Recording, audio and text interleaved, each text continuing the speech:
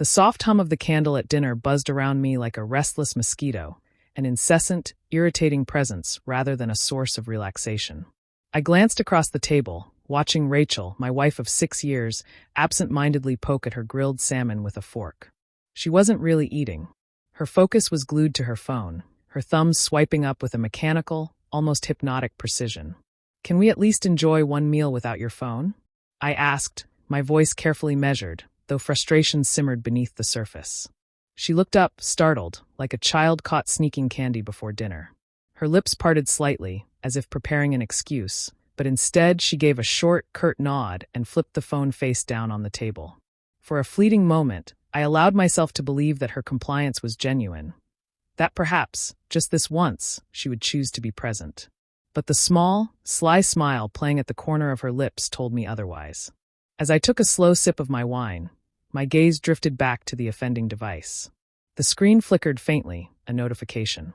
Then another. And another. Rachel's fingers inched toward the phone, her fingertips brushing against its edge like it was a lifeline she couldn't bear to lose. I wasn't born yesterday. For months, I had sensed something was off. The late nights at work. The hushed conversations she quickly ended when I entered the room. The way intimacy between us had dwindled into nothing more than a chore she barely tolerated. I had chosen denial because the truth would hurt too much. But tonight was different. "Go ahead," I said, motioning toward the phone. She hesitated, her eyes darting to mine, wary. Then, as if compelled by some invisible force, she picked it up and unlocked the screen. She angled it away from me, but it was too late. Over the rim of my glass, I caught a glimpse of the name. Evan. A name I had never heard before, yet one that carried the weight of betrayal. My chest tightened, anger curling in my gut like a coiled snake. "Who's Evan?" I asked, my voice calm, controlled. A stark contrast to the storm raging inside me. Rachel's head snapped up, her face paling. "What? Evan," I repeated, enunciating each syllable like a knife slicing through the tension. "The guy you're texting during our dinner." For a split second, guilt flashed across her features. But then, like a mask slipping into place, her expression hardened. "You're being ridiculous, Mark." That single word unraveled me. Before I could stop myself, I reached across the table, snatched the phone from her hands, and hurled it against the wall. The device shattered on impact, the sound echoing through the dining room like a gunshot.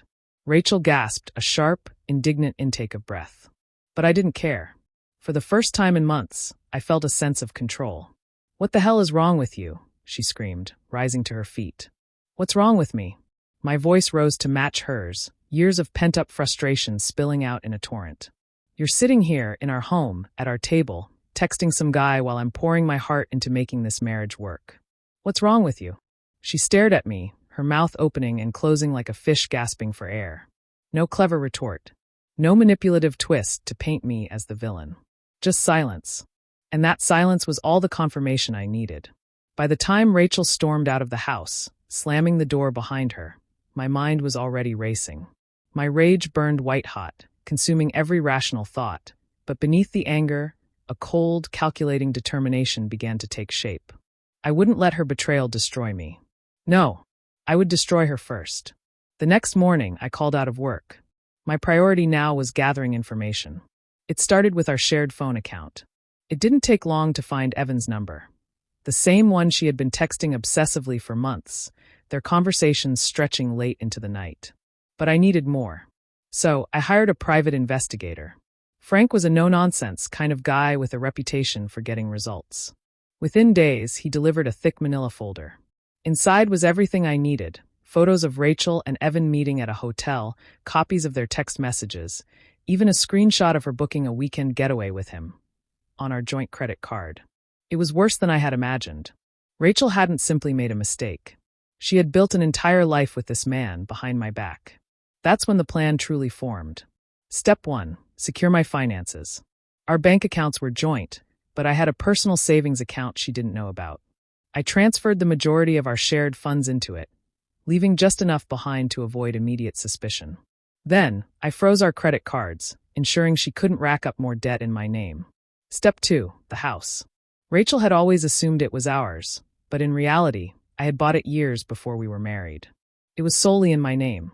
A quick meeting with my lawyer set the eviction process in motion. By the time she realized, it would be too late. Step 3, expose her. Ending things wasn't enough. I needed her to feel the full weight of her betrayal. I compiled every piece of evidence Frank had gathered and sent it anonymously to her family, friends, and colleagues. I even posted a scathing, truthful review of the hotel she had frequented with Evan. When Rachel returned that evening, she was greeted by a locksmith changing the locks. She stormed up to me, her face a mixture of fury and panic. "What the hell is going on?" I handed her the manila envelope containing divorce papers and all the evidence. She scanned the documents, her face growing paler with each passing second. "You think you can just throw me out?" she hissed. "This is my home too." "No," I said coolly. "It's my home, and you've overstayed your welcome." She tried to argue, to cry, to manipulate, but I didn't budge. By the end of the week, she was gone. As for Evan, he didn't walk away unscathed. I found out where he worked, a small tech startup. A polite email, complete with timestamps of his rendezvous with Rachel during office hours, was all it took. Within days, he was fired. Rachel's life crumbled. With no job, no home, and no support system, she was forced to move in with a distant cousin hours away. Her once vibrant social circle dissolved overnight. And me? I thrived. In the weeks that followed, my life became my own again. No lies. No manipulation. Just freedom. One evening, I sat on the porch with a glass of wine, watching the sun dip below the horizon. The silence that once felt foreign now wrapped around me like a comforting embrace. Rachel had tried to break me, but in the end, she only made me stronger. And that, I realized, was the sweetest revenge of all.